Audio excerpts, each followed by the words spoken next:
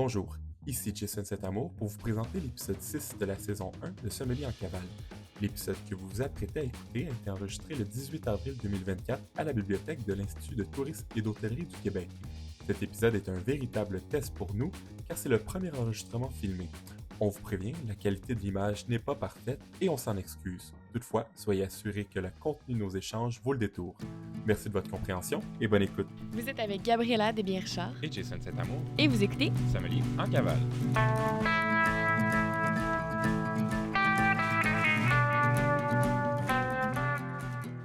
Bonjour tout le monde. Alors, vous êtes à l'épisode 6 du balado Sommelier en cavale. Changement de décor aujourd'hui. Oui.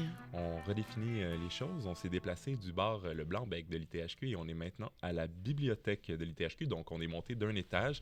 On dirait presque qu'on est en train de se démarrer un club de lecture. On a même mis... on a fait un facing de revue de vin en arrière. Ouais. On a mis un petit peu de revue culinaire. C'est un petit peu spécial, mais au moins, ça permet aux gens d'avoir une image. Ben oui, puis ça fait différent. On s'est dit que ça pourrait être le fun d'essayer ça, le format filmé. Alors voilà. Exactement. Là, ce qu'il faut comprendre, c'est que dans les premiers épisodes que vous avez peut-être écoutés, donc vous nous suivez depuis le début, pas d'image, seulement du son, quelques photos. Un peu mystérieux. Là, c'est la première fois là, qu'on faisait un balado. On savait pas comment faire du montage. Déjà, ajouter des micros, c'était une étape. Aujourd'hui, on ajoute la caméra, on a des lumières, on a une équipe derrière la caméra. On se sent vous le voyez pas, là, soutenu là-dedans. Oh, oui, on a une équipe de post-prod en ce moment. Là. Ouais, Quand même. c'est toute une équipe. Donc, c'est vraiment un plaisir pour nous de faire ce premier épisode filmé. Et on reçoit un invité de marque pour ce premier épisode filmé. C'est aussi un épisode qui va être un peu spécial, Gabi, notamment au niveau du format, parce qu'on change un petit peu du format des 5 premiers épisodes. Peux-tu nous dire un petit peu à quoi ça va ressembler le menu d'aujourd'hui? Oui. Donc alors, aujourd'hui, comme on a dit, on se sentait un peu, on avait envie d'aller ailleurs, on avait envie d'essayer. Donc pour le premier épisode filmé, on a dit, on va se faire quelque chose d'un peu funky. C'est quand même quelque chose que Jason et moi, on avait déjà discuté, comme quoi qu'on voulait faire ce format-là. Donc aujourd'hui, on remplace les chroniques. Donc d'habitude, on fait... Moi, je fais une chronique, Jason fait sa chronique, puis ensuite, on embarque avec l'entrevue, mais c'est aujourd'hui pas de chronique. Toum, toum, toum, toum. Alors, on remplace la chronique pour les chroniques, devrais-je dire. On remplace ça pour une table ronde. OK, table ronde sur quoi? Un sujet chaud. Un sujet chaud. Un sujet chaud. Qu'est-ce qui nous brûle les lèvres? Les pourboires. OK, les pourboires. C'est vrai qu'on en a entendu beaucoup dans l'actualité, de nombreux articles, des chroniques d'opinion dans les dernières années, dans les dernières semaines aussi. De plus en plus avec aussi le contexte économique. Quand les clients viennent pour payer la facture, on a le fameux, on avait au départ le 15, 18, 20 maintenant on est sur du 18, 20, 22 25 Donc, même. On va parler de ça. On va parler également de la répartition des pourboires entre les gens à l'accueil, en service et également donc le back of house, donc en cuisine avec les plongeurs également qui font un travail essentiel dans un restaurant. Donc comment on partage les pourboires, comment nous on voit le pourboire aussi, la manière dont ça compte dans notre salaire. Donc on a plusieurs sujets de discussion. Ça va être super intéressant. Et qui on va voir avec nous, Gabi, pour... Donc aujourd'hui, on reçoit Elisabeth Belland et Emmanuel Iaza, donc qui sont deux étudiants en ce moment en cuisine de la gastronomie supérieure. Donc, c'est des futurs chefs qui travaillent en ce moment dans le milieu de la restauration, donc qui sont touchés par ce sujet-là, mais qui vont être nos chefs de demain puis qui vont travailler avec nous, qui vont être nos collègues de demain, en fait. Donc, voici le menu pour aujourd'hui et on va passer au prochain segment qui est l'entrevue. On y va directement avec l'entrevue. Très bien.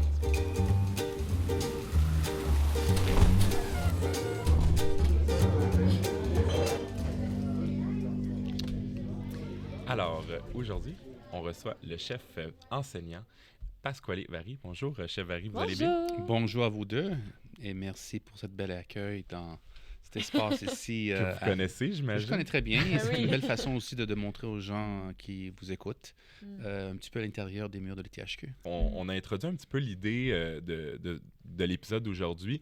Donc, on s'en est parlé aussi un peu en micro. La volonté, dès le départ, avec ce balado-là, c'était de parler de sommellerie, mais également de parler des questions de la restauration, de voir les différents acteurs qui opèrent dans l'industrie de la restauration. On a parlé à des vignerons, on a parlé à des sommeliers depuis le début. On a également parlé avec Mme Charles de Thé. Marie. Donc, avec Marie, tout à fait. Parce que là, c'est chef Harry. Là, aujourd'hui, on vous voit. On est à la bibliothèque de l'ITHQ et on reçoit un chef enseignant ici. Donc... c'est monsieur. On monsieur chef. Donc voilà. Donc, on va poursuivre en fait l'entrevue avec une légère introduction. Le chef Harry, vous le connaissez, je pense qu'il a fait l'apparition sur nos écrans québécois là, depuis l'émission Les Chefs, pour ne pas la nommer. C'est 2009-2010 à peu près, donc on est presque à 14 ans devant la caméra. Mais voilà, le chef Harry, donc vous êtes d'origine italienne, vous êtes né dans la région de Calabre, Oui. donc qui est la pointe de l'Italie. Complètement dans le sud, juste avant la Sicile. Juste avant la Sicile. Donc voilà, et vous avez donc commencé vos études en cuisine dans les années 80, si je me souviens bien. Par la suite, vous avez également ouvert votre restaurant à Montréal au début des années 90 pour intégrer donc au milieu des années 90 l'Institut de tourisme et d'hôtellerie du Québec à titre d'enseignant. Et on vous voit également, vous êtes chroniqueur, vous avez écrit des livres de recettes, vous participez à plusieurs émissions, notamment, je pense, 5 chefs dans ma cuisine aussi, que moi j'écoute, là, je ne sais pas si je suis le public cible de cette émission-là. Jason écoute toutes les émissions de cuisine. Oui, je sais, j'écoute, je suis un très mauvais cuisinier, mais j'adore voir... Rempli de volonté. Rempli de volonté. J'adore voir les chefs à l'œuvre, puis ça m'inspire. Et donc, vous chroniquez également avec Mordu, donc les chefs, on l'a nommé. Beaucoup de choses. Vous êtes consultant aussi en cuisine. Ça, j'ai hâte. Ça fait depuis que j'enseigne ici à l'ITHQ que je travaille beaucoup, autant avec la Chambre de commerce italienne, et où je les aide à chaque fois qu'ils ont un chef invité d'Italie, où il y a un événement particulier, soit qu'ils ont besoin de mon aide pour épauler un chef invité, ou des fois que je m'occupe moi-même du menu. OK. Et souvent, c'est thématique. Je dois travailler avec des sommeliers, je dois travailler avec des vins. Et souvent, il y a beaucoup d'accords. Et je fais ça aussi pour des compagnies qui veulent des événements dans des hôtels. Okay. Et ils m'embauchent pour faire la surveillance un petit peu, que la nourriture sorte à leur niveau. Qu'il y a un niveau d'excellence. Je comprends. Okay. Je comprends. Mais c'est aussi quand vous recevez des chefs italiens, j'imagine, étant donné que vous connaissez la chaîne d'approvisionnement au Québec, la manière de... Je les aide à dire ce produit-ci n'est pas tout à fait disponible ici. Je vous conseille celui-ci. Okay. Et ensemble, on fait la conception du menu, les approvisionnements, la mise en place et aussi le déroulement. Des fois même de conseiller, des fois au niveau du portionnage et tout, la méthode de travail. Donc, je fais tout ça. Et ça me garde en lien avec des collègues de l'Europe. Donc, pendant des fois 2, 3 jours, 4 jours, on échange sur pas juste la cuisine, mais sur la vie en général, la société, tout ce qui se passe là-bas, les tendances et pas tendances.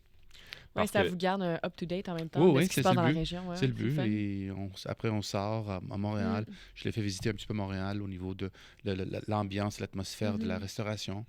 Et c'est une belle façon pour entre des professionnels du métier. Et quand je parle du métier, des fois, je le fais autant avec des sommeliers que des producteurs de vin, et que mais d'hôtels aussi des chefs.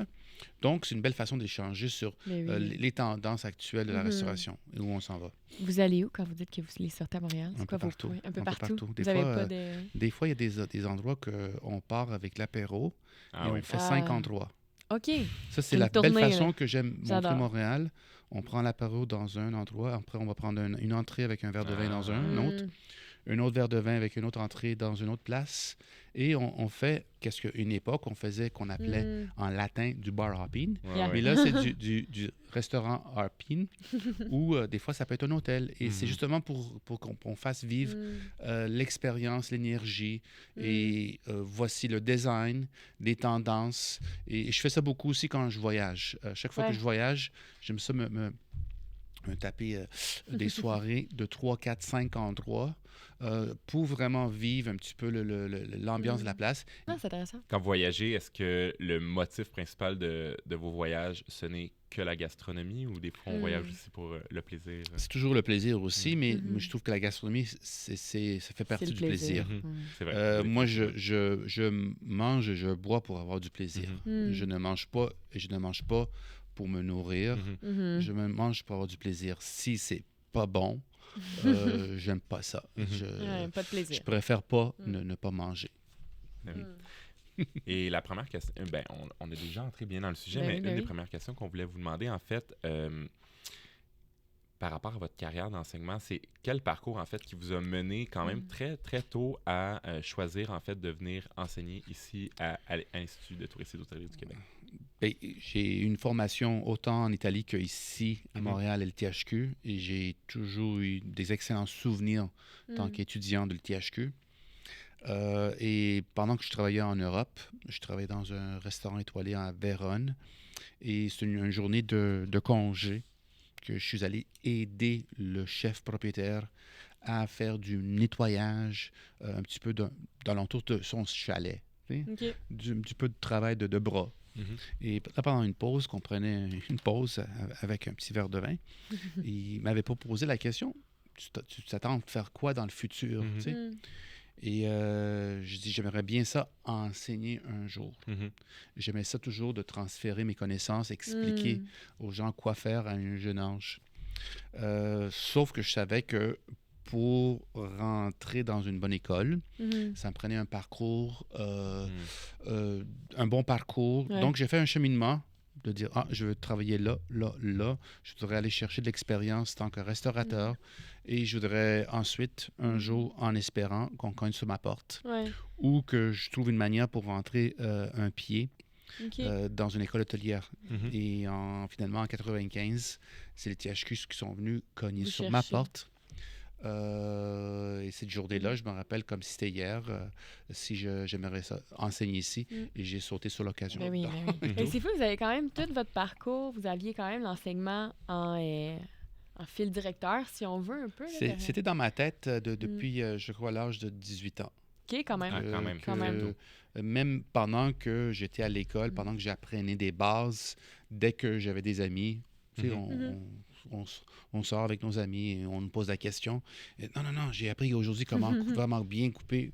C'est comme ça. Tu sais? J'ai appris aujourd'hui comment ouvrir une bouteille de vin comme il faut. C'est comme ça. Et j'ai appris comment bien fileter un poisson. C'est comme ça. Tu sais? Ah, OK, à chaque fois. Ah, ouais. Mais c'est-à-dire que ça venait d'une façon naturelle. Tu sais? Non, moi, je pense que si je montre à mes amis comment ouvrir une bouteille de vin, ils vont dire non, ouvre, là, verse. T'en parleras si tu veux. Prends les twist caps. Mais c'est ça, prends les twist caps. Chavary, vous êtes, juste continuer sur l'enseignement, vous êtes également donc un peu le maître du programme qu'on appelle Cucina Italiana ici à l'ITHQ. Est-ce que c'est vous qui avez démarré ce programme-là? Ce programme-là, est-ce que ça existait avant? C'est-à-dire... lorsque j'ai été embauché, ils m'ont embauché justement pour le faire en équipe de deux avec un autre collègue en 95. Et donc, c'est depuis 95 que le cours de Cucina existe ici à l'ITHQ. Il a changé depuis les années. Au tout début, c'était un cours de spécialité. Il fallait avoir le DEP en cuisine de base. Mais ensuite, on l'a modifié, on l'a changé. Et après, on a eu en 2004-2005, on a eu l'ajout de Alma, où les étudiants, ils avaient un stage, une 4e session en Italie. Ça, c'est fou, là. 3 sessions ici à THQ et une session en Italie. Et plus tard, dans les milieux des années 2015-2016, à cause de certaines coupures, ce cours-là a été mis sur tablette. Et là, à partir de l'année prochaine, le stage revient. Ah, wow. Okay. On est rendu en cuisine italienne. Vous êtes un ambassadeur hors pair de cette cuisine-là, quand même. Comment est-ce que vous expliquez que depuis de nombreuses années, le Québec est autant en amour avec la cuisine italienne? Bien, d'abord, c'est peut-être la cuisine qui est la plus populaire au monde. C'est parce que c'est une cuisine qui est simple, qui est facile et qui plaît à tout le monde par sa simplicité.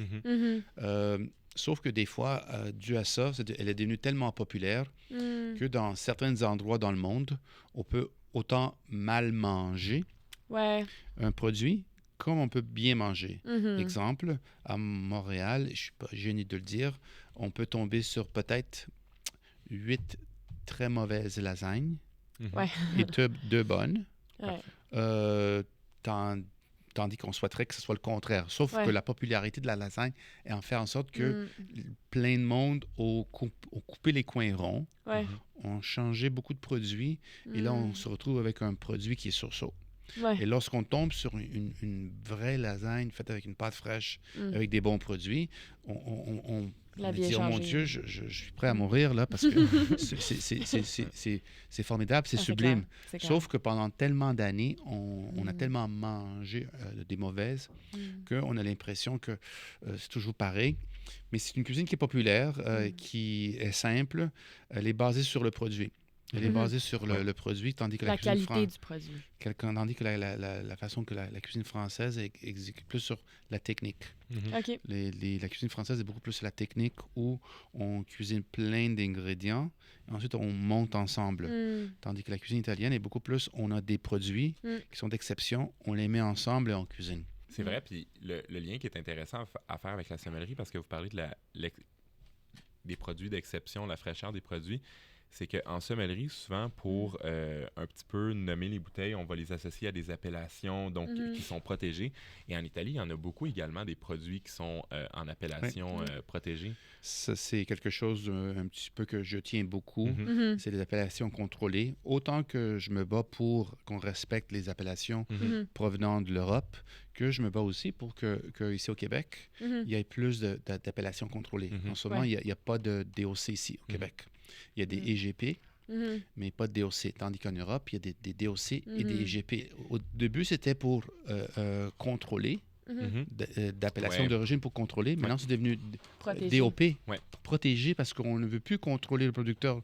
C'est parce qu'on veut le protéger contre les malfaiteurs qui vont copier le nom. Oui, puis usurper aussi le produit. Là. On voit de plus en plus ça. Là. À l'étranger, si on utilise des bons produits et on travaille un petit peu la philosophie, on est capable de faire ce qu'on appelle, la cuisine à l'italienne. Okay. Parce que si on veut vraiment manger la cuisine italienne, il faut aller en Italie.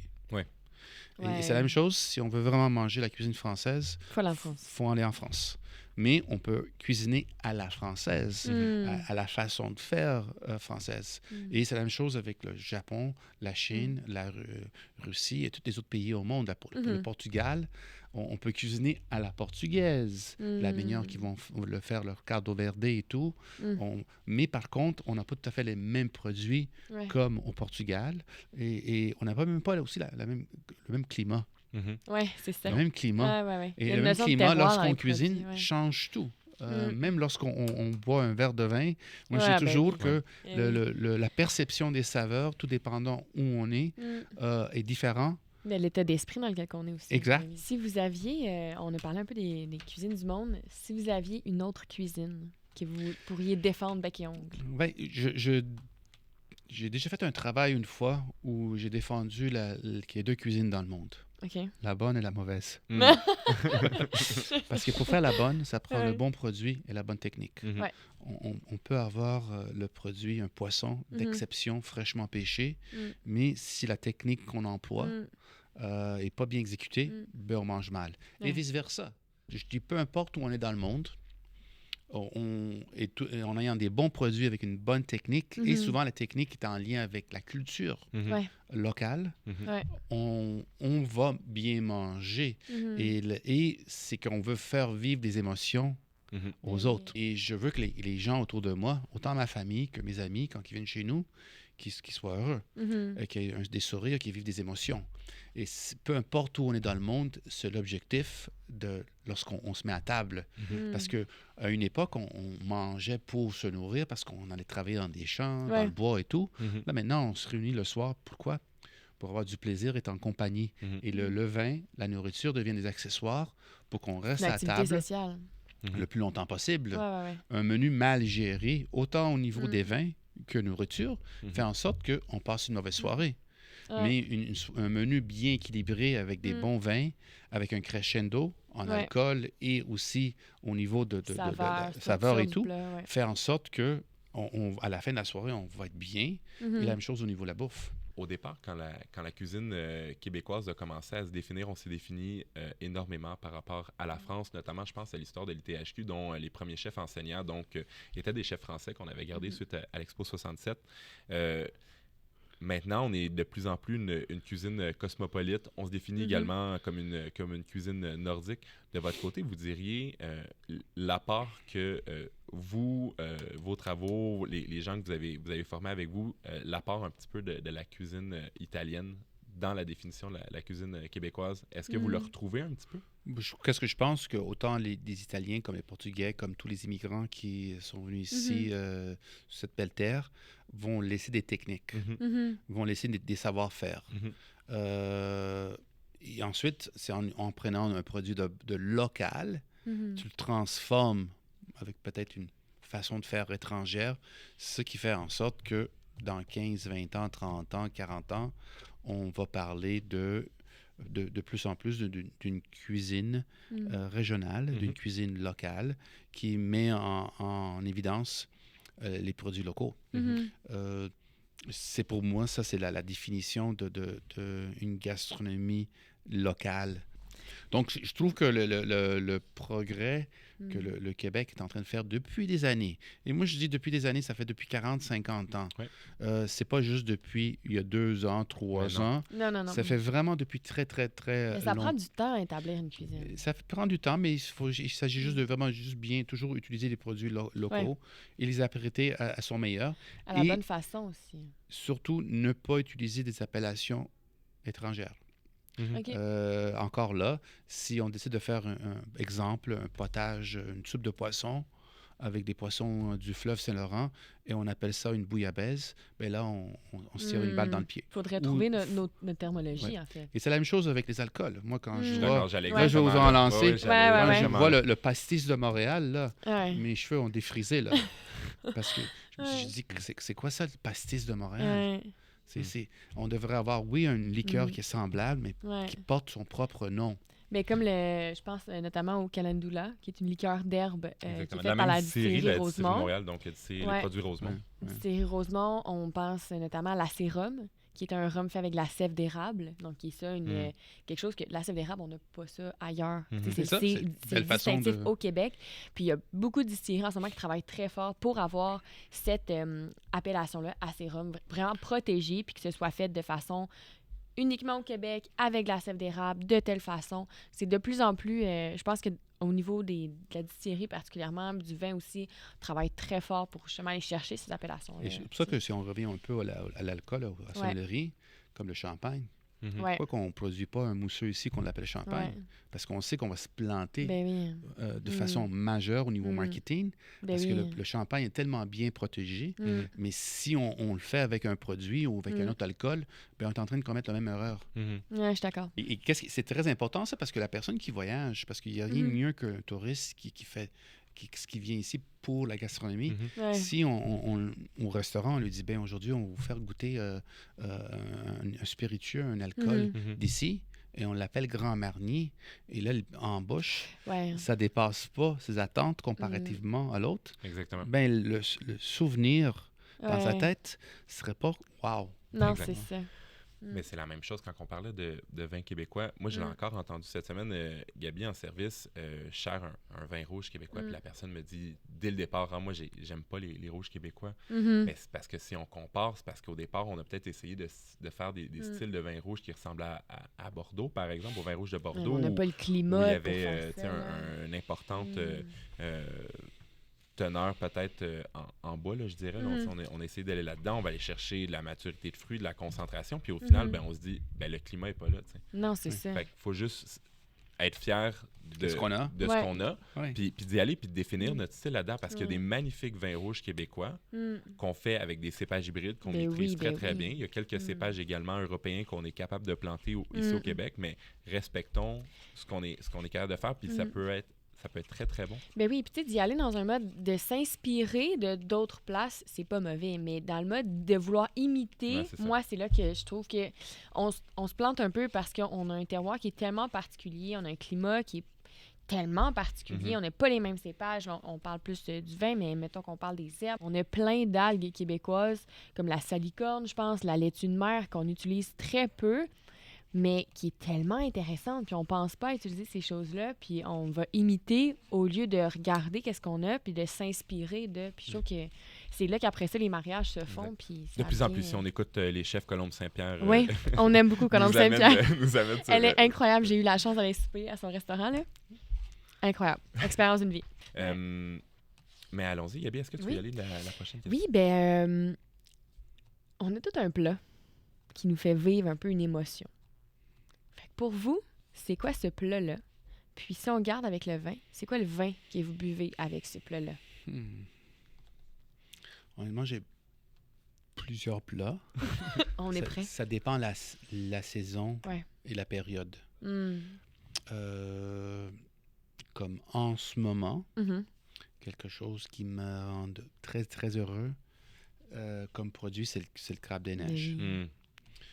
Plus tard, l'été, c'est beaucoup plus des laitues, c'est des légumes, c'est l'aubergine. J'aime beaucoup l'aubergine, mais l'aubergine au Québec, moi je l'accueille moi-même fin juillet, début août. C'est là où je fais un petit peu ma surdose d'aubergine. Je fais mes produits en conserve, après c'est fini. Après, plus tard, c'est des légumes qui aiment le froid. Légumes racines. Oui, mais des légumes plus, même avant ça. Comme tout ce qui est des légumes verts même, comme le kale, le brocoli.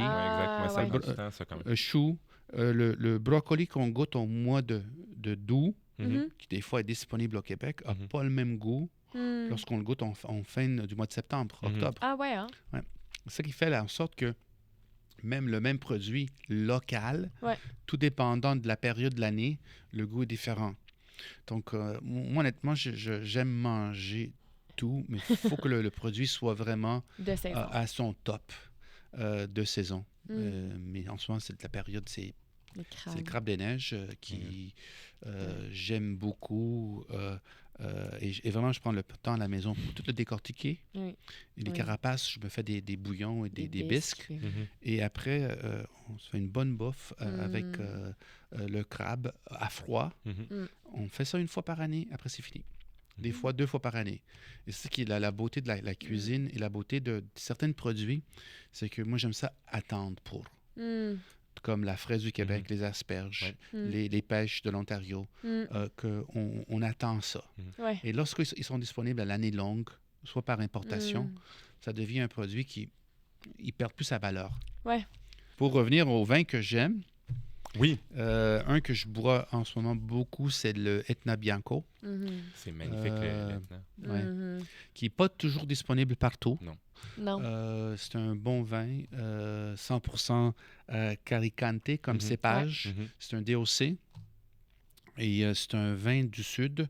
Moi, de ma région, la Calabre, on est encore peut-être un petit peu en retard comparativement à la Sicile ou la Sardaigne au niveau de le savoir-faire, il faut le dire, le savoir-faire, et aussi peut-être le climat et tout, le sol, que les vins de la Calabre ne sont pas encore à la hauteur. Il y a quelques bons petits vins, le Chiro.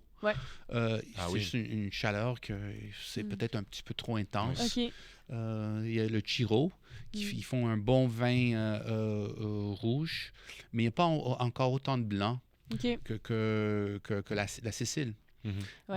Et ça, la Sicile, même si je ne viens pas de là, je dis c'est le petit... c'est le voisin. Oui, c'est le voisin, mais c'est vraiment peut-être la région d'Italie qui a le tout à offrir. Autant montagne, mer, tout, poisson, toutes sortes de viandes. C'est vraiment le petit paradis en Europe. C'est une région viticole qui est très, très vaste. Là, on parle de, je pense, de 100 000 hectares de vignes cultivées en Sicile. Là. Juste pour donner un comparatif, le Canada, c'est 14 000. C'est à peu près l'équivalent du vignoble bordelais, si je me souviens bien. Et l'Etna, ce qui est le fun, pas ce qui est le fun, mais ce qui est un défi quand on s'intéresse aux appellations italiennes, c'est qu'il y a comme une barrière de langue.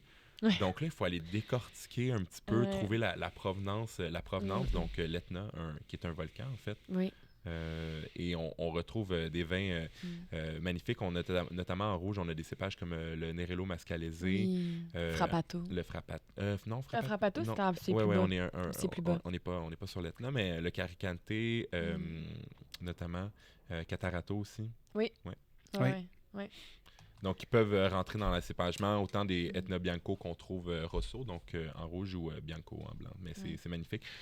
Vraiment. Plus disponible, je pense, c'est plus davantage disponible en importation privée parce que de plus en plus, on l'intègre sur nos cartes de restaurant, là, mais encore rare en SAQ. Moi, lorsque je le vois en SAQ, j'achète tout de suite 5, 6, 7 bouteilles. Oui, c'est ça.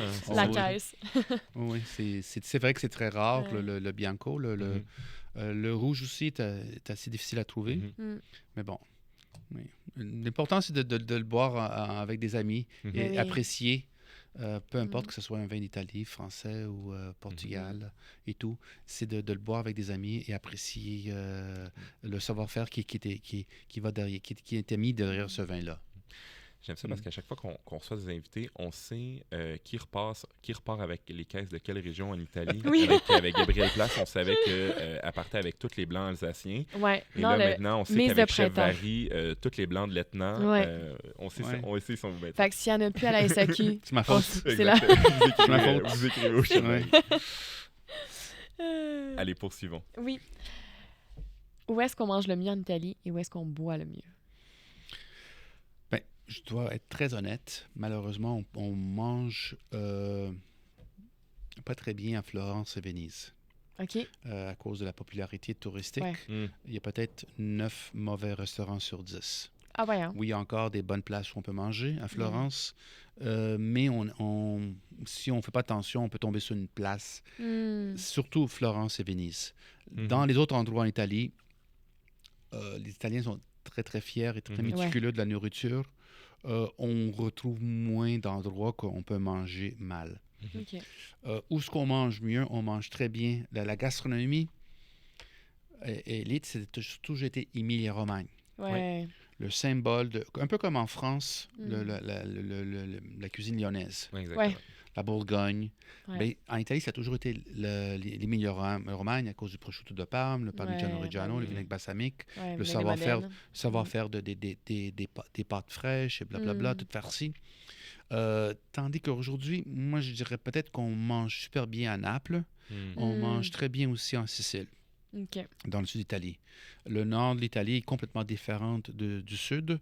Et c'est intéressant. Le sud est beaucoup plus axé sur une cuisine du soleil, tandis que le nord est beaucoup plus une cuisine nordique, une cuisine à base de bovin. Beurre, c'est plus crème. bouillon aussi, de mémoire, un peu plus... des mijotés. C'est des mijotés. Tandis que le sud, c'est beaucoup plus en fraîcheur, des légumes, un peu plus céréales, de l'huile d'olive, de l'ail et tout. De l'ail. Donc, au niveau, on dit santé, c'est plus une cuisine qui est meilleure pour la santé, celle du sud, et aussi est beaucoup plus savoureuse. Est beaucoup plus savoureuse. C'est des fois tout un défi pour les sommeliers, parce que des fois, c'est une cuisine qui est difficile à faire des accords à cause de l'intensité des fois un petit peu trop de piquant, les saveurs un petit peu trop explosifs, des fromages au lait de brebis, tandis que le nord, c'est beaucoup plus des fromages au lait de vache, beaucoup plus crémeux, beaucoup plus veloutés. On ne mange pas en Italie. Exemple, si on est à Rome, c'est là où on mange la carbonara. On ne débarque pas à Milan et on ne demande pas une carbonara à Milan. On doit manger vraiment local. Et ne pas manger. Et on doit boire local aussi. Je dis qu'on doit manger et boire local. C'est là où on ne se trompe jamais. C'est mieux pour l'économie, c'est mieux pour la santé, c'est mieux pour tout le monde. Et c'est super intéressant parce que sans que dans l'histoire, ça a été pensé, que ça a été théorisé, il y a quand même un fil naturel qui s'est créé entre le style gastronomique d'une région, le style de vin qu'on y retrouve aussi. Vous parlez un peu plus au nord, par exemple, c'est un peu plus montagneux, on est plus, par exemple, sur des viandes rouges, mais le style, on regarde des vins, par exemple, du Piémont, comme des Barolo, avec une austérité, des tanins plus élevés quand même. Une structure qui est là. Un fruit discret, mais quand même présent, ça l'accompagne, des plats typiques du Nord, tandis que si on va un peu plus au sud, comme vous dites, cuisine un peu plus méditerranéenne, on peut avoir des vins rouges super légers, super expressifs, faciles à boire. Peu de tanins comme ça, l'épice. Gabrielle a nommé le frappato. Je trouve qu'ici au Québec, autant un restaurateur français a toujours voulu donner l'image de la France au complet. Et c'est correct. Pareil comme un restaurateur italien a toujours voulu donner l'image de la plupart, une image de l'Italie au complet. Donc, des fois, on peut retrouver des plats provenant de la Sicile, comme de la Vénétie, comme du Piémont. Tandis que lorsqu'on voyage, moi, je conseille fortement buvez local et mangez local à 100%. Des fois, il faut faire... peut-être pas en Italie, mais des fois, au Québec, il faut faire un peu la split. Là, je pense à à cette semaine, on va embarquer sur le sujet des accords. Là, je pense que c'est là qu'on s'en allait dans l'entrevue. Mais on avait un plat donc, au menu ici, donc arancini aux fines herbes avec une sauce tomate. Là, on regardait, il fallait faire les accords. C'était moi puis Gabi qui était dans la brigade de sommelier. Et là, on cherchait un vin italien qui rentrait dans nos prix, qu'on était correct, qu'on avait des bouteilles disponibles et tout. Puis là, on pensait, OK, on veut un vin rouge super expressif du Sud. On n'avait rien. On était comme, qu'est-ce qu'on fait? Puis finalement, on est dit, OK, on va rester en Italie, mais on va aller dans le Piémont, on va aller dans la région d'Asti avec un Grignolino. Donc, très, très léger, très porté sur le petit fruit. Mais là, c'est ça. Je pense que dans la tête du client québécois, on se laisse embarquer dans ce narratif de cuisine, gastronomie italienne. Mais je pense que, chef, si on vous l'aurait servi puis on vous aurait dit c'est un accord régional, vous nous auriez retourné en cuisine, vous auriez dit allez faire vos devoirs. C'est pas du tout les mêmes régions. Mais on essaye fort. Des fois, c'est la réalité en restauration. Un accord aussi. national. Il y a des variables qu'on contrôle pas. Mais c'est ça la beauté lorsqu'on est chef ou sommelier, c'est avec l'expérience et le goût, on fait des tests. Et c'est beaucoup plus facile pour quelqu'un qui est né en Bordeaux et de la façon qu'il est élevé, depuis l'âge de 2 ans, 3 ans, à manger localement et boire localement. Ça devient un automatique pour eux. Ouais. Pareil comme c'est automatique pour la personne en Sicile. Sauf que ces personnes-là, malheureusement, ne sont pas très, très, très, des fois, ouverts à ce qui se passe ailleurs. Ouais. L'avantage, autant pour vous que pour moi, qu'on vit au Québec, on est confronté un petit peu à cette situation où on a des vins de l'ensemble de la France, l'ensemble d'Italie. Ouais. On a des items qui proviennent d'un peu partout. Et des fois, il faut qu'on utilise notre perception des saveurs pour dire, c'est quoi? Ça, c'est un bon produit de le sud de la France, mais je le vois très bien avec ce vin-là de la Vénétie. Et c'est fort probable que ça va fonctionner. Oui, fort probable, ça va fonctionner. Juste que c'est le travail est beaucoup plus compliqué. Ouais. Et c'est là où ça prend beaucoup plus un savoir-faire. Tandis que quelqu'un qui a grandi dans une région, ça se fait d'une manière automatique. Oui, c'est ça. Et ça se fait d'une manière automatique de manger et faire les accords à cause de la cuisine régionale. Locale, oui. Comment vous avez travaillé, vous avez travaillé avec beaucoup de sommeliers, vous avez accueilli des chefs italiens à Montréal comme consultants, comme chef restaurateur, comme enseignant. Comment vous voyez la collaboration entre le chef en cuisine et le sommelier en salle par rapport aux accords? Est-ce que pour vous, les accords, c'est du domaine du sommelier, je fais mes plats, il fait ce qu'il veut, ou c'est vraiment un travail en synergie où on dit « Hey, on se parle, on va goûter ensemble ». Je te fais goûter mes plats, tu me fais goûter tes vins, puis on dresse un menu comme ça. Moi, je pense que c'est un travail d'équipe. Peu importe, tout restaurant, c'est un travail d'équipe. Que ce soit maître d'hôtel, sommelier et le chef. De faire en sorte que le client vit l'expérience la plus positive. J'ai même travaillé dans un restaurant qui n'est plus à Montréal, où on avait une énorme carte des vins et on avait un menu dégustation 9 services. Et c'était pas... C'était très normal que souvent les clients choisissaient le vin parce qu'ils choisissaient vraiment des grosses bouteilles et ils venaient telle date, on savait qu'il y allait de 5, ça c'est qu'est-ce qu'ils allaient boire. Après, c'était le sommelier qui nous disait, pour ce vin-là, ça me prend ça. Pour ce vin-là, ça me prend ça. Fait que vous adaptiez votre menu. Nous, on adaptait le menu pour les vins parce que c'était tellement des vins de prestige. On ne pouvait pas dire, non, moi, ça me tente de te faire un poisson, une truite meunière. Oh, non, ça ne marche pas là. Non, c'est ça. Le client, il se déplace pour le vin. Pour le vin. Ouais. Tandis que le client se déplace pour l'expérience. Exact. Ouais. Et quand c'est l'expérience, moi, je suis toujours ouvert pour dire, ça, c'est qu'est-ce qu'on aimerait faire dans le menu dégustation ce soir. Et même souvent, moi, je dis toujours à mes étudiants, pensez au sommelier. Pensez au sommelier que si on commence avec une entrée tellement puissante et ça ne marche pas au niveau de l'accord pour le vin. Oui, mais on peut servir un petit effiloché. Les étudiants, souvent, on aimerait ça mettre un petit effiloché de porc. Non, ça ne marche pas. Ça prend un rouge. On ne peut pas commencer avec un rouge. Ou il faut trouver un rouge qui est touché. Après, la suite, c'est bien compliqué. Et si c'est un menu 100% rouge, il faut que la cuisine aussi suive avec des plats à ce niveau. Ce niveau-là, oui. Et à la fin de la soirée, le client, qu'est-ce qu'il a fait? Il a mangé un 4, 5, 6 services en buvant que des vins lourds et en mangeant que la cuisine lourde. Ah non, c'est ça. Ça, c'est souvent la plus grosse erreur que beaucoup de jeunes chefs font.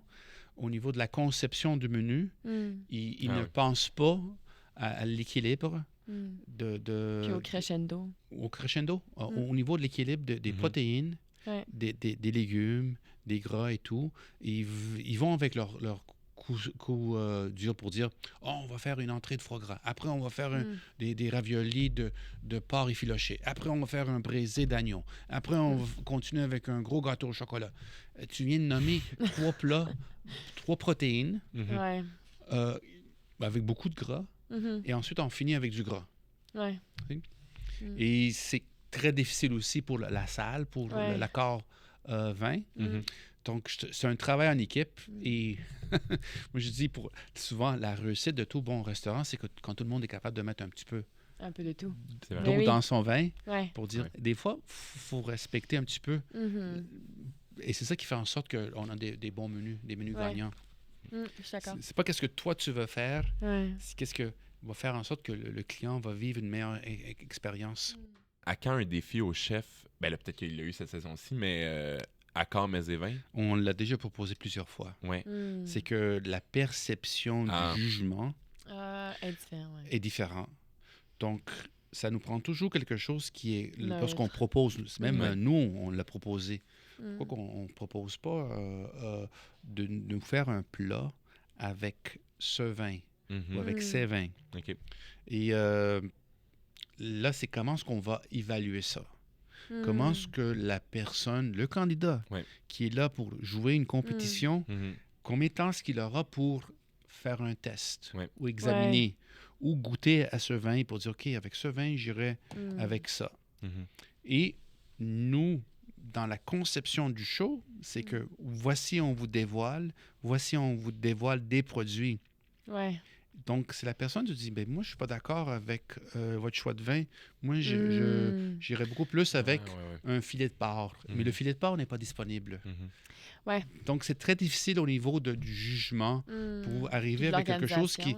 L'organisation, le jugement, pour maintenir la crédibilité. C'est ça. Dans une compétition qui est 100% culinaire, je comprends la restriction. Mais c'est pas parce qu'on on pense pas à ça. C'est intéressant, mais c'est le fun de savoir que c'est dans votre tête quand même. Ça fait depuis... Facilement, c'est notre 13e année, 13e année cette année.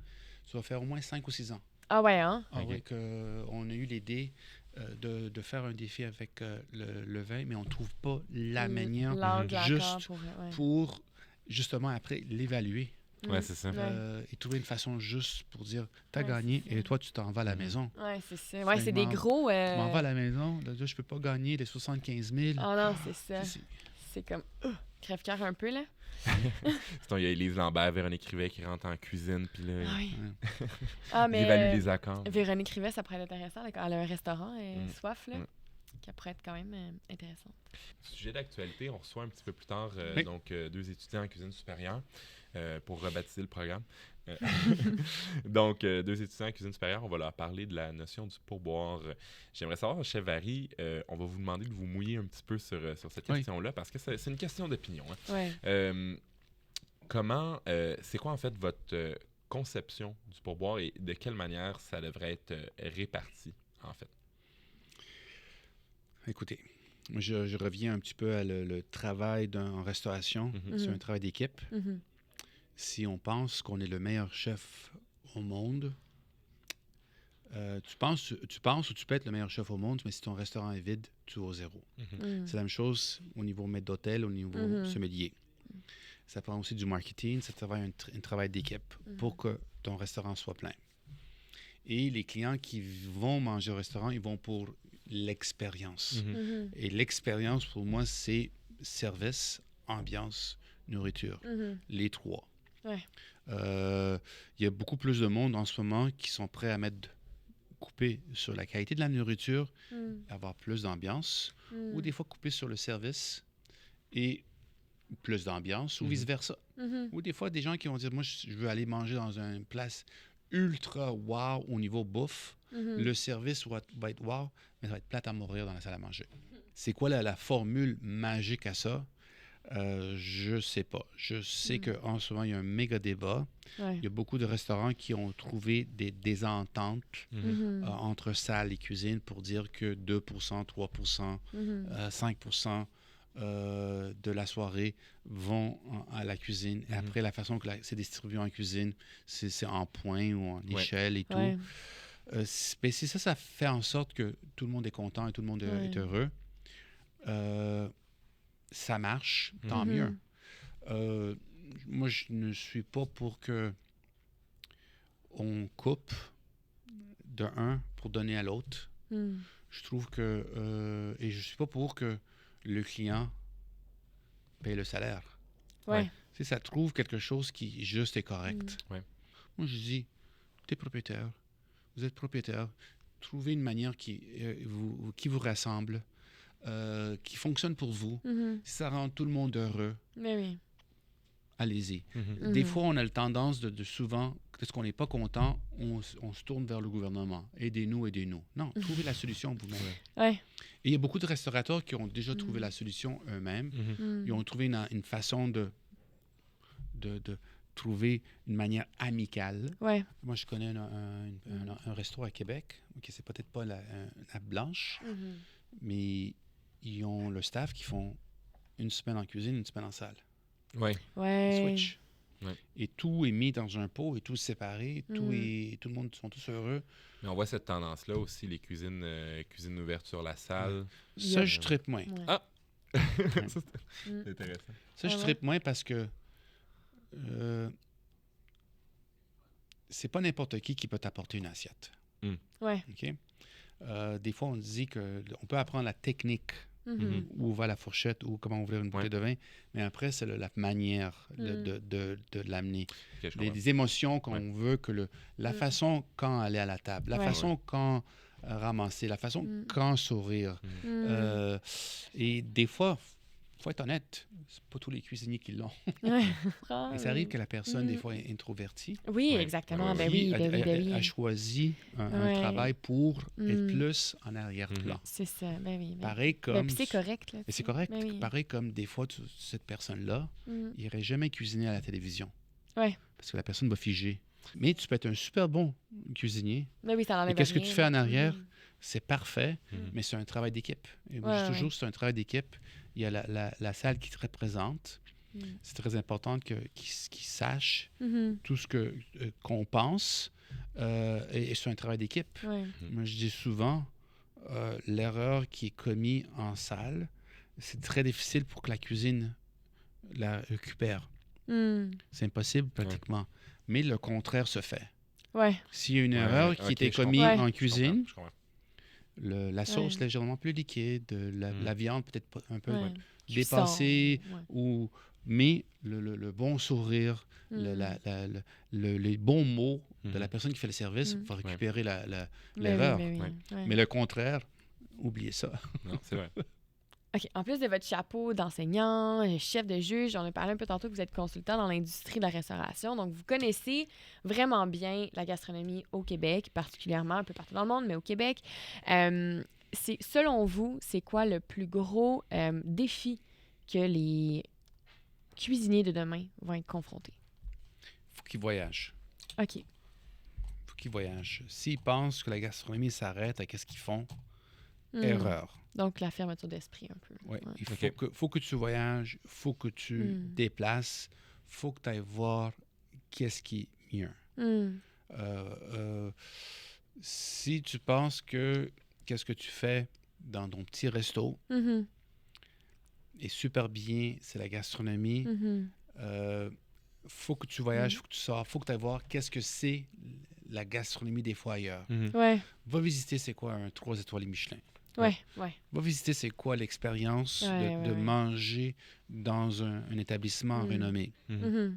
Et peut-être c'est pas ton style. Peut-être c'est pas ton budget non plus. Peut-être pas ton budget.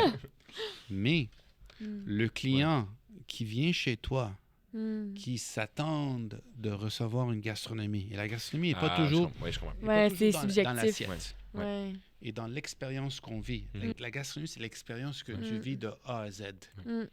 Et il y a beaucoup de jeunes restaurateurs, jeunes chefs, qui font très bien ce qu'ils font.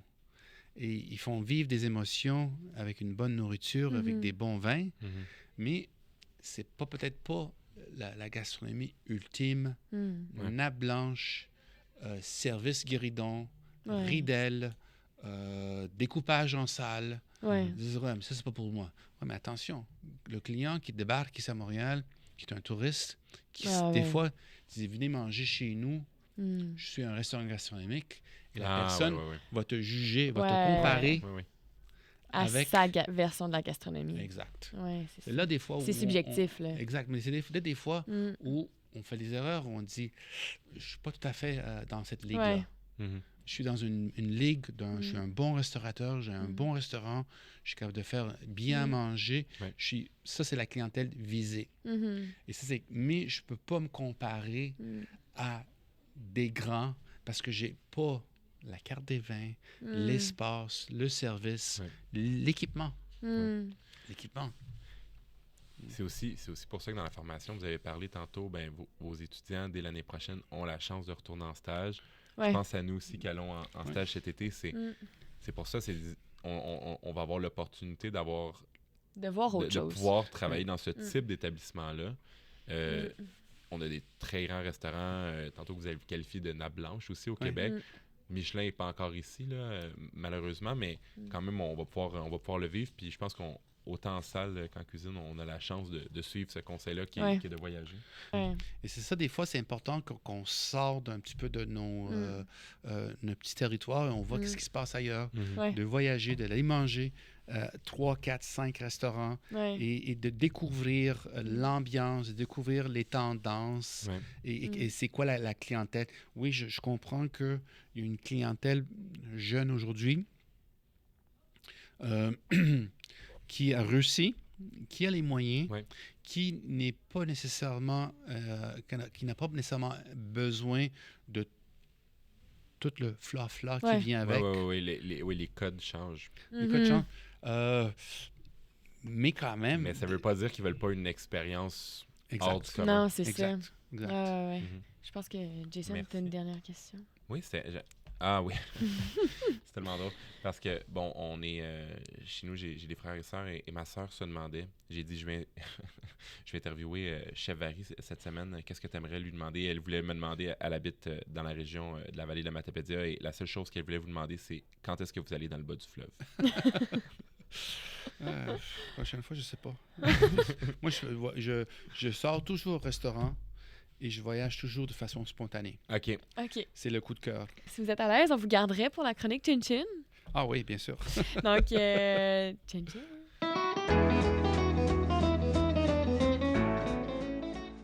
Alors, voilà, la chronique que tout le monde attendait, la chronique Chin Chin. Yes. Donc, aujourd'hui, on reste en thématique Italia. Donc, moi, je vous propose un vin orange de la Sicile, donc de Arianna Occhipinti. Donc, pardonnez-moi de la peut-être prononciation qui n'est pas incroyable. Donc, on est en Sicile, l'extrême sud de l'Italie. C'est un vin orange qui est fait à partir de Muscat Alexandrie et de Albanello, donc qui est un cépage vraiment indigène de cette région-là. C'est un vin sec, on est à 12% d'alcool à peu près. Donc, ça se boit super bien l'été quand il fait chaud. On aime ça. La vigneronne, donc Arianna Occhipinti, c'est vraiment une pionnière dans la vague des vins un peu bio, nature. De la Sicile, elle fait des vins qui sont un peu plus digestes, un peu plus légers, ce qu'auparavant, on était moins habitués. Elle est très jeune. Elle a acheté son vignoble de mémoire autour de 25 ans. Elle a pris ça, puis c'est vraiment là, elle n'est pas fille de vigneron. Elle a vraiment pris ça par elle-même. Elle s'est lancée là-dedans. Très belle... très beau domaine, une femme qui travaille de manière incroyable. Donc, voilà, ici, sur cette cuvée-là, on va retrouver des arômes un peu plus de fruits exotiques, comme la mangue, l'abricot, la tangerine. On va trouver des notes un peu de miel, de fleurs roses, comme l'hibiscus. Donc, c'est très aromatique. Donc, on aime ça vraiment avec des plats un peu plus épicés, même avec des vins fromages. Ça peut être super intéressant. C'est 35 et 25 à la SAQ dans l'espace cellier. Donc, c'est quand même, ça reste relativement abordable. Et là, je vous avertis, comme vous allez aller voir sur la sac, le premier commentaire, c'est « Vin bouchonné ». Ah oui, ça donne le goût, Gabi, le vin que tu nous proposes. Là, ça dit « Vin bouchonné, je n'achèterai plus de ce producteur ». Donc là, je me sentais un peu interpellée. Je vais vous expliquer un petit peu quelque chose. Un vin bouchonné, là, c'est la faute d'une maladie qui se développe dans le bouchon. Okay? Mais là, c'est pas la faute du producteur. Okay? Le producteur peut pas deviner que ce bouchon-là va développer. Impropre exactement. Ouais, va développer dans 2 ans la maladie du bouchon. La maladie du liège, ça peut pas se prévenir, ça peut pas se détecter. Donc, c'est pas la faute du vigneron, même s'il s'approvisionne dans les meilleurs producteurs de bouchons, puis que ces producteurs-là vont chercher dans les meilleures forêts de liège au monde, ça peut quand même arriver. Donc, s'il vous plaît, ne pas juger un producteur lorsque vous débouchonnez une bouteille bouchonnée. Alors, s'il vous plaît, concentrez-vous sur les autres commentaires qui sont, ma foi, élogieux. Même les meilleurs Pétrus peuvent être bouchonnés, Gabi. Les meilleurs Pétrus peuvent être bouchonnés, mesdames et messieurs. Statement ici, Jason. Oui, merci. Alors, voilà. Parfait. Moi, je continue et après, on y va avec le chef Harry. Moi, j'y allais en Italie. On est plus au nord, Gabi, donc on était à l'autre extrémité du pays. On est dans la région de la Vénétie, donc Veneto en italien. Qu'est-ce qu'on connaît en Vénétie? Plusieurs appellations, notamment le Soave. On connaît le Prosecco de la Vénétie. On connaît également le Valpolicella. Et moi, je suis donc, non pas Valpolicella, mais je suis sur un IGT. Donc, ce n'est pas une appellation d'origine contrôlée, on est plutôt sur une indication géographique. Donc, des fois, le cahier de charge qui est relié à ce type d'appellation-là va être un peu plus léger.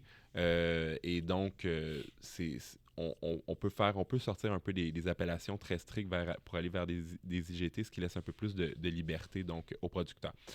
Ici, on est donc avec un vin de la famille Allegrini, qui est une famille très, très bien implantée donc, dans la région de la Vénétie. Qu'on a eu la chance de rencontrer. Qu'on a eu la chance de rencontrer un large domaine quand même. Et donc, on va y aller de la cuvée, en fait, j'y vais de la cuvée Palazzo del Torre, donc en IGT Veronese. Le chef Harry jugera de mon italien après ça. Mais donc, voilà. En fait, je sais pas, Gabi, on connaît les Valpolicella, Ripasso. Ici, on est un peu dans le même style, mais on n'est pas dans l'appellation Valpolicella, Ripasso. En fait, c'est quoi un Ripasso? C'est tout simple. Quand on cueille le raisin à la vigne, on en prend une partie qu'on va fermenter en cuve, donc déjà pour faire un premier vin. Et on va prendre une autre partie du raisin qu'on va tout simplement faire sécher au soleil pendant quelques mois, en fait. Donc ça, c'est la méthode là, que je décris pour le Palazzo del Torre. Et le raisin séché, par la suite, on va venir l'écraser et on va venir faire une deuxième fermentation avec le premier vin. Donc, ça donne des arômes de fruits rouges qui sont très complexes, très matures, énormément de fruits en bouche. On a un passage sous bois, donc des notes vanillées, des notes d'épices d'os aussi qui se développent. C'est super intéressant. Et donc, au niveau des cépages, dans ces appellations-là, on est sur la Corvina, Rondinella, du Sangiovese. Et on est sur quelque chose de quand même, pas nécessairement extrêmement costaud, mais qui sait exactement, qui sait se laisser porter par lui-même. Donc, des notes de fruits rouges, notamment, je pense à la fraise, je pense à la cerise. Et par la suite, aussi des petites herbes aromatiques qu'on associe un petit peu dans les Valpolicella. Donc, Palazzo del Torre de la famille Allegrini. Vous allez le retrouver en SAQ pour 24,95 $. Un rapport qualité-prix qui est incroyable pour un aussi beau produit. Des fois, les Valpolicella, on cherche, il y en a beaucoup qui sont offerts, ils ne sont pas tous bons. La même chose pour les Ripasso, mais quand on a la chance de tomber sur le Palazzo del Torre, je pense qu'on peut l'acheter aveuglément, puis on va se faire plaisir avec ça. Très belle peut-être maison, pas avec peut-être avec un petit veau parmigiana, qui sait. Voilà. Chef. Ben, moi, ça va être... on va rester un petit peu en Sicile. Oui. Et tout à l'heure, je l'ai mentionné, le Etna Bianco, que je bois facilement depuis les derniers 3-4 ans sur une base régulière. Le producteur qu'on retrouve ici à Montréal, c'est le producteur Francesco Tornatore, mais le vin, c'est Pietra Rizzo. Pietra Rizzo, le Etna Bianco. Et le producteur, c'est Francesco Tornatore. 97% Caricante, 3% Catarato. Disponible à la SAQ, mais il faut magasiner, il faut peut-être se déplacer. Puis il faut acheter une caisse.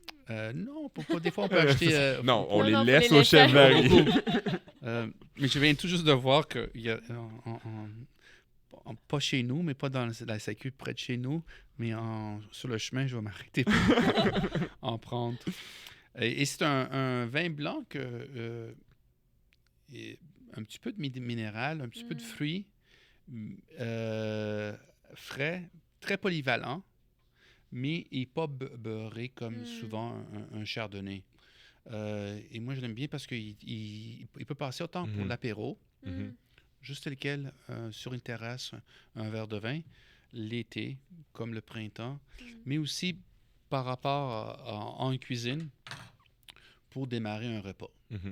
Un bon verre de vin avec une entrée à base de poisson, des légumes, ou une viande blanche servie froide.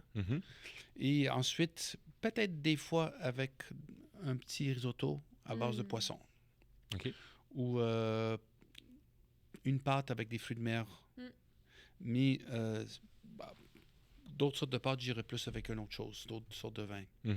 Donc, c'est comme des fois, quand je fais mon accord, je fais un accord pour un vin qui va des fois servir 2 services. Ouais, ben Si on ne veut pas changer... le temps de passer la bouteille aussi. Si on est juste 2 personnes et on ne peut pas ouvrir 4 bouteilles, ce que je fais des fois, c'est pour 4 services, on utilise le même vin pour 2 services. Mais lorsqu'on est 6, on sait que, bon, tout le monde prend un verre de... là, vraiment, c'est un accord. Voilà. Donc, de toute façon, le vin ne se perd pas chez nous. Il ne se perd pas chez nous. Et des fois, je trouve que des bons vins, même s'ils ont été ouverts, on remet le bouchon, le lendemain, ils sont encore bons. Je ne sais pas ce que vous en pensez là-dessus, mais je trouve qu'un bon vin il se dégrade pas. Surtout si on le pompe, là, quand on le pompe et qu'on le garde au frigo, là, on peut faire ça. Il y a des petits outils, mais maintenant. Ça se vend pas cher, ça se vend à la SAQ, ça se vend sur Amazon. Là, je sais que c'est pas bien de promouvoir Amazon, mais... s'il y a une belle qualité, on remet le bouchon, on le remet impérativement au frigo. Par exemple, rouge ou blanc, moi, je le remets au frigo.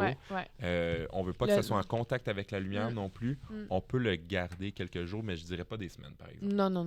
Bon, 2-3 jours. Après, des fois, des vins, tout à l'heure, on parlait d'un vin qui est pas tout à fait parfait. Moi, je le mets de côté et je l'utilise comme vin de cuisson. Ben oui, moi aussi, je comme fais vin ça. de cuisson. Et un vin, une fois qu'il y a des oignons, de l'ail, de ci, de ça, le côté de tanin va être là, le côté... mais on va perdre tout le côté... le fruit, peut-être? Oui, on perd tout ça. Les qualités organoleptiques, on les perd, mais quand même, ça porte fruit à la sauce. Je suis d'accord. Merci. Oui, merci beaucoup, Chef Barry. On est très contents de vous avoir reçu. Merci à vous et encore félicitations pour votre belle initiative et que vous le faites ici à l'ITHQ aujourd'hui dans la bibliothèque, peut-être ailleurs, dans le futur, dans une salle à manger, dans une cuisine. Oui, on aimerait ça. On a bien des projets. Même dans la cafétéria. Faire ça live dans la cafétéria. On aurait pu se mettre au fourneau. On aurait pu. Ça aurait été le fun. Mais là, on a des contraintes de lumière, de son, d'équipement. On fait... on essaie. Mais merci beaucoup. On va retrouver les recommandations. Ta recommandation, celle du chef Barry, la mienne. On va mettre ça sur Instagram, nos réseaux sociaux. On se dit pas bye tout de suite de notre côté parce qu'on va continuer donc par la suite avec nos invités sur cette table ronde sur le pourboire. On vous invite à rester avec nous. Mais on salue le chef Barry. On le remercie encore une fois. Merci à vous et vous pouvez me suivre sur Facebook ou Instagram. En ce moment, Instagram, si jamais il y a des gens qui nous écoutent qui ont des questions.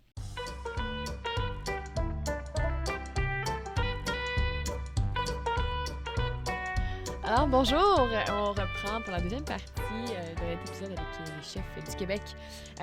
Donc là, on reprend avec la partie un peu de la table ronde, donc, comme on parlait tantôt. Donc, sujet un peu chaud sur la discussion des pourboires.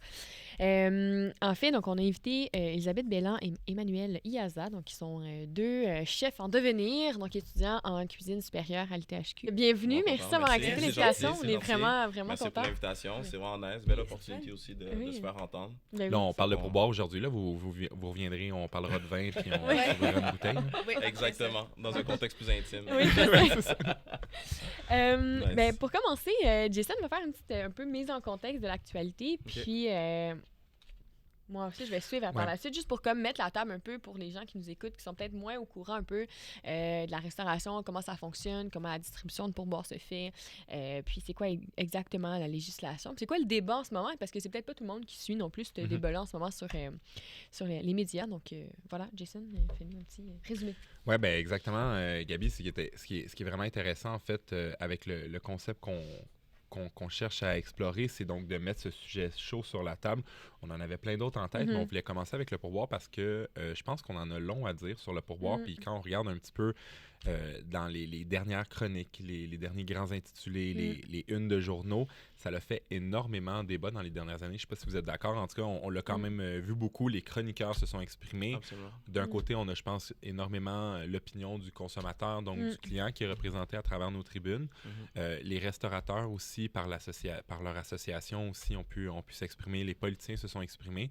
Maintenant, mais moi, j'avais le goût qu'on tende le micro. Oui, bon, nous, on va prendre la peine de s'exprimer aussi, mais j'avais le goût aussi qu'on tende le micro à des gens en cuisine qui ont peu de tribunes là, dans les médias traditionnels.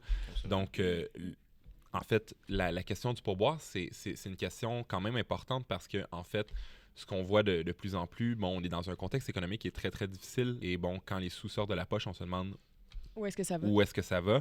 Puis, ben, ce qu'on remarque aussi, je pense, ce qui suscite de plus en plus la réaction des clients, c'est de se faire tendre une machine dans n'importe quel type de commerce, que ce soit pour acheter un café, pour changer son pneu, pour s'acheter des rideaux. En tout cas, je donne des exemples loufoques, mais je pense qu'on comprend tous ici.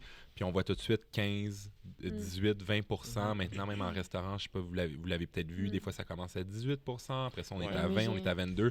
Puis là, on ajoute même des petits qualitatifs. Donc 18 c'est un bon service, 20 c'est intéressant, puis 22 c'est exceptionnel. Mais en réalité, on sait que la norme sociale qui a été établie depuis des années, c'est 15 Exactement. Après ça, comme je dis, c'est une norme sociale, ça vient, c'est pas dans la loi. La seule chose, une des seules choses, là, je suis pas légiste, on n'étudie pas en droit, là, Gabi, mais la seule chose, je pense, qui est important de préciser, c'est que la loi, en fait, définit que pour les établissements de restauration, le pourboire, en fait, qui est donné par le client pour le service, appartient au serveur. Donc, la manière dont ça fonctionne, les serveurs reçoivent le pourboire et traditionnellement, chacun avait sa section, chacun avait ses tables, on prenait son pourboire et on l'empochait à la fin de la soirée. C'est aussi pourquoi on a traditionnellement défini par la loi, on a un salaire à pourboire qui est moindre que le salaire minimum.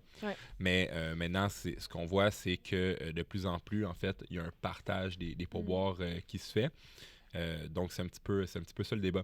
Donc, aujourd'hui, en fait, moi, j'ai le goût de vous entendre sur, oui, peut-être un petit peu l'opinion des consommateurs, vous comme consommateurs, comment vous percevez le pourboire. Mais d'un autre côté, on va aussi parler du partage des pourboires, le pourboire comme supplément de revenus. On peut même parler des salaires dans l'industrie de la restauration, si vous en avez à dire, si vous en avez gros sur le cœur, je pense que c'est le moment. On a une caméra, le Québec entier nous écoute. Yes.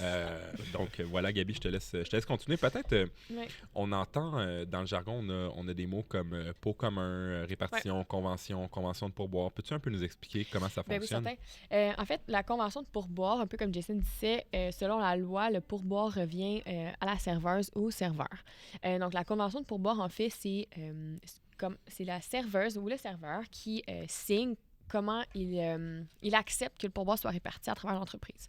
Donc, comme par exemple, moi, là où je travaille, quand j'ai été engagée, ils m'ont tendu la feuille, puis on dit, ici, on fonctionne en pot commun, on partage, là, je ne me souviens pas exactement du pourcentage, mais on partage X pourcentage du pourboire à la cuisine. Donc, voici comment ton pourboire ici va être réparti. Et aux autres personnes en salle aussi. Hein? Oui, et aux autres personnes en salle également. Les gens qui sont à la suite, les gens qui sont chez nous, mettons, hôtesse, le sommelier. Le maître d'hôtel, le sommelier, cuisinier, le barman, puis le serveur, c'est tout le même point. Exactement. On est à égalité.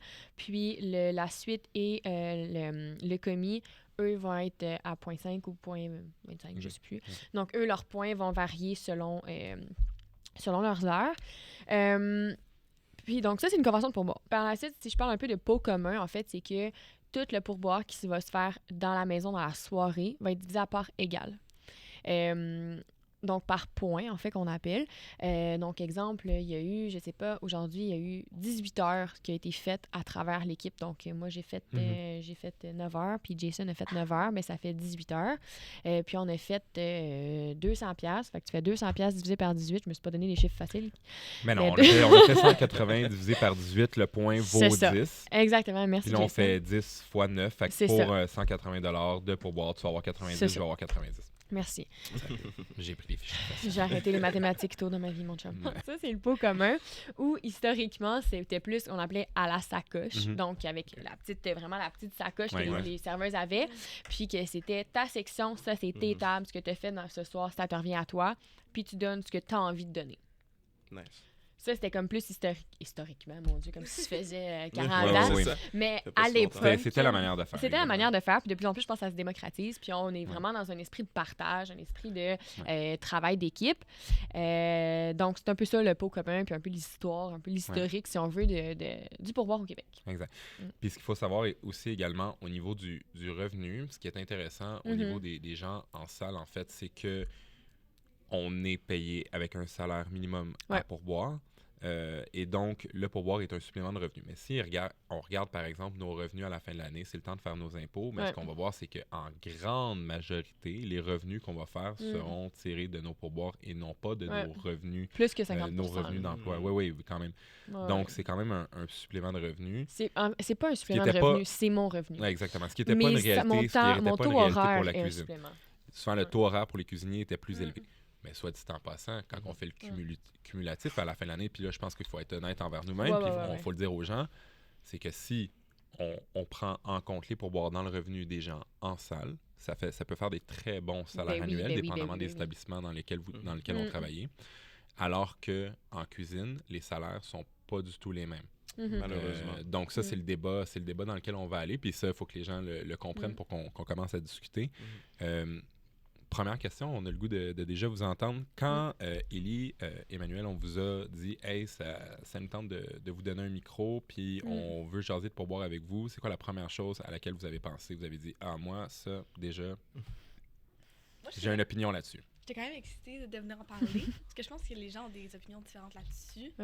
C'est sûr que, pour ma part, quand je regarde, mettons, la charge de travail qu'on a en tant que serveuse et cuisinière, le nombre d'heures qu'on travaille...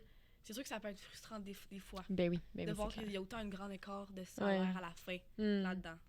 Je sais pas. Ouais, mais personnellement aussi, tu sais, je pense que je t'en avais déjà un peu parlé, Jason, auparavant. Tu sais, je trouvais ça vraiment intéressant que justement on ait la possibilité d'avoir une voix, tu sais. Enfin, comme des cuisiniers, on peut parler quelque part, tu vois. Fait que tu sais, j'ai vu l'opportunité comme quoi, OK, ben, on a quelque chose à communiquer, on va le faire comprendre, puis c'est cette réalité-là que je veux mettre de l'avant. Là. Puis là, tu as le micro, qu'est-ce que tu as envie de dire? Mettons?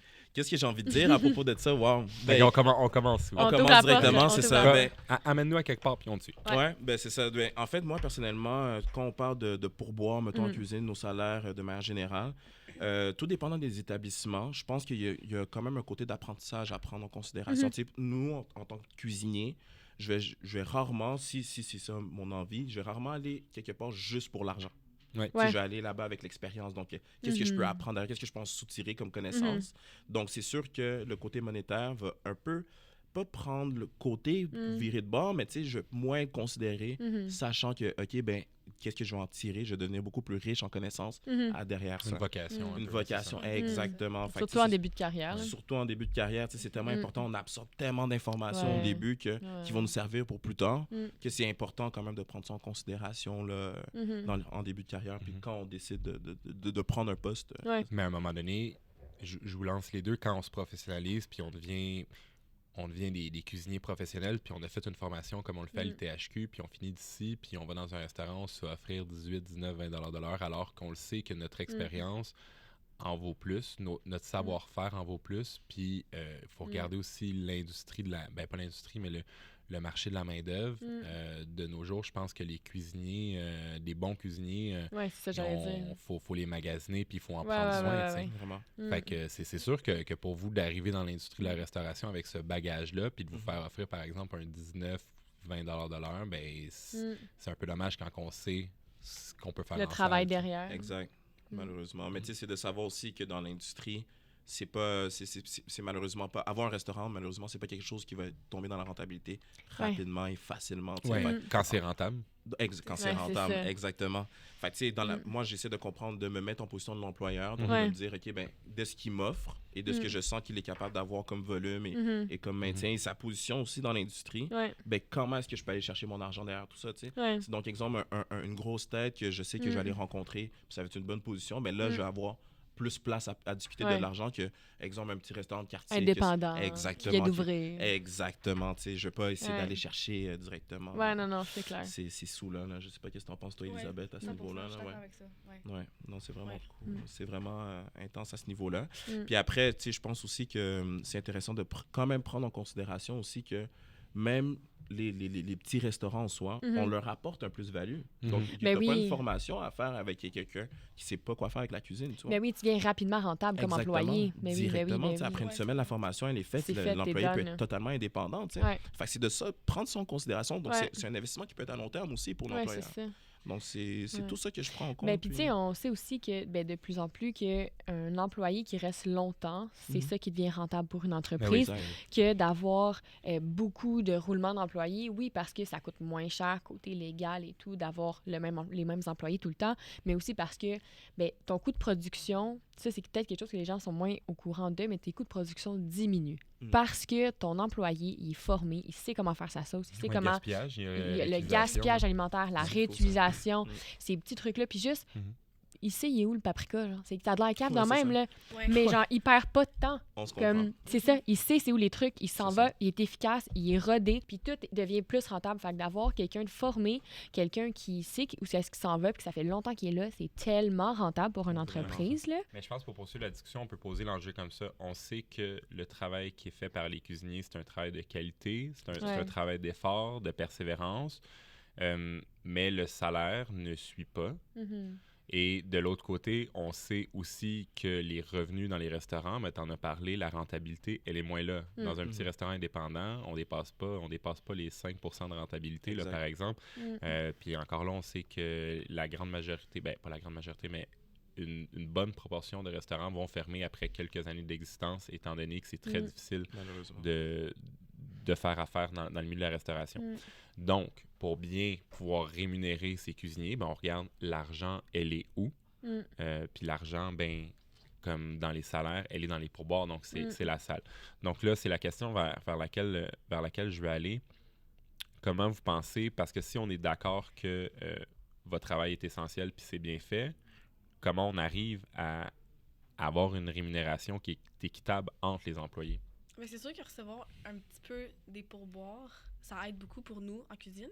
Je trouve que ça nous connecte aussi avec le front of house crew, avec les serveurs-serveuses. On partage quelque chose. Mais je sais que pour les serveurs-serveuses, c'est un peu sûrement moins le fun de devoir partager. C'est comme un peu... C'est pas moins le fun. Moi, ça me dérange pas. Mettons, là, je parle pour moi. Là. Vraiment, je parle pas pour toutes les serveuses du monde. Mais moi, ça me fait plaisir de partager mon pourboire parce que je le vois pas comme étant mon pourboire. Tu sais, dans le sens que... Puis je trouve que c'est meilleur pour le consommateur aussi, dans un sens qu'il va aller prendre un verre au bar, après ça, il veut s'en aller s'asseoir à sa table. OK, on va juste transférer ton verre à ta table, puis tu vas avoir une facture. Tu n'auras pas... Excuse-moi, c'est parce que j'aimerais vraiment ça que tu payes ton petit Bloody Caesar à 8 $, s'il te plaît, avant que tu partes, parce que j'aimerais ça avoir mon 1,50 $. Non, tu sais, il n'y a pas de ça, genre. Puis il n'y a pas de « Oh my God, je sais qu'il y a tel client, c'est vraiment un gros portefeuille, je veux qu'il soit assis dans ma section. » Il n'y a pas de compétition entre les serveurs. C'est comme « Hey, asseyez-vous à la table que vous voulez, sky's the limit. » Puis c'est comme... Puis je sais que tous les gens qui vont passer à cette table-là pour prendre soin de ce client-là vont en prendre soin, puis vont vouloir que son expérience soit incroyable. Fait que pour le client, je trouve ça tellement, tellement plus important de partager ces pourboires-là avec tout le monde, incluant comme la salle puis en arrière, pour ça, genre. Tu sais, je pense que ce qui est plate dans notre milieu, c'est la compétition entre la salle puis la cuisine. Ça n'a tellement pas rapport. Vraiment pas. Ça n'a tellement pas rapport. Alors que c'est un ensemble, tu sais. Exactement. Ça marche pas. C'est un travail d'équipe, puis là, on est là, puis on est comme mimi, ça marche pas. Ouais, ben c'est ça, en fait, c'est un point que je voulais apporter à ce niveau-là. Tu sais, je pense qu'on a une question de valeur aussi là-dedans. Exemple, moi qui a décidé d'être cuisinier, je connais un peu du service, j'en ai déjà fait auparavant dans le passé, mais c'est juste que, exemple, moi, en tant que cuisinier, je me dis, ben c'est ça qui m'attrait le plus. Fait exemple, il y a une contribution à avoir de l'employeur, puis des gens qui m'entourent, exemple du chef, si c'est le propriétaire, à augmenter le salaire selon la charge de travail qu'on va avoir. Et la même chose avec le service. C'est juste que nos défis sont différents. Vous avez à directement diriger, à gérer le client, donc à savoir ses contraintes, ses demandes, etc.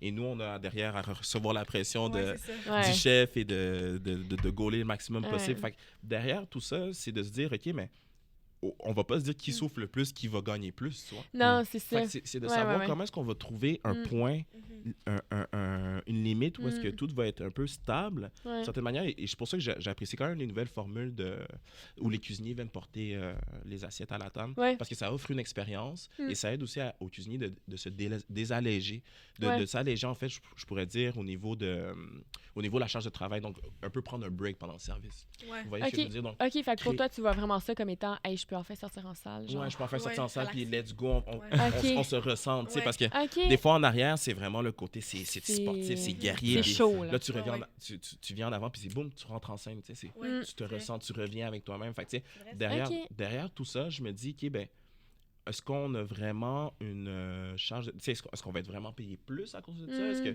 Est-ce que les serveurs, on va les mettre de côté parce que c'est cette formule-là qui fonctionne?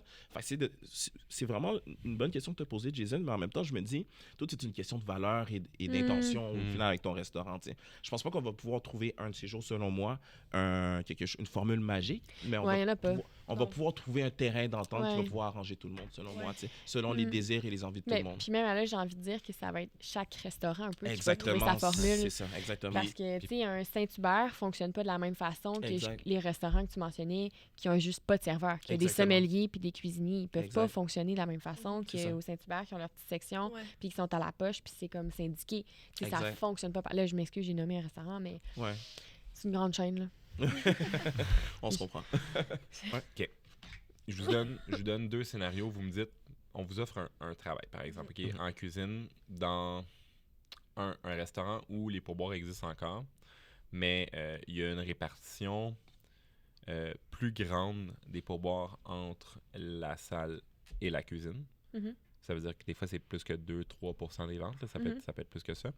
Ou au contraire, pas au contraire, mais juste un autre scénario, je me mets dans un restaurant où les pourboires ont été abolis, mais par exemple, les prix ont été ajustés à la hausse. Comme ça, la rémunération, en fait, ne vient que de l'employeur. Il y a plus, le client ne type plus, comme il y a juste l'employeur qui a augmenté les salaires parce qu'il y a plus de revenus sur les articles vendus.